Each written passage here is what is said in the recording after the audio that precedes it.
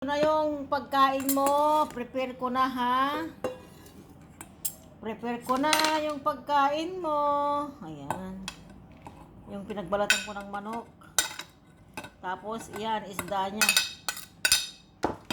Ito, gupit-gupitin natin yung kanyang isda para hindi niya lamunin agad-agad. Tapos, ito yung balat ng chicken. Ito yung fish. Pritong isda. Ito ay tilapia. Malaman. Malambot. Ayan, masarap. Ayan po. Ayan. Ayan. Iputonton. Iputonton. Ha? Iputuntuli ko. Halika na. Halika na. Ayan, very good. Sige na, kain ka na. Kain ka na, Tonton. Maya-maya, alis na ako. Dahil holiday ngayon, bukas at sa makalang araw, wala ako dito. Kain ka mabuti. Tapos, ito yung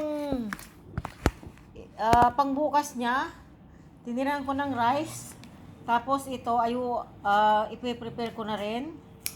Para sabayan ng ibibigay na lang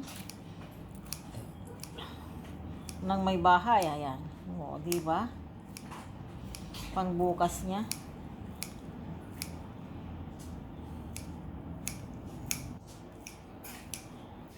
At tiyak, pagdating ng Sunday dito, wala. Pagdating ng Sunday, gutom na gutom yan. Ayan. O, diba? Meron na siyang pangbukas. Para hindi naman yung kawawa yung aking alaga. Okay, mga kakaaro. Salamat sa iyong mga suporta. Ayan. Kumakain. Okay, bye-bye.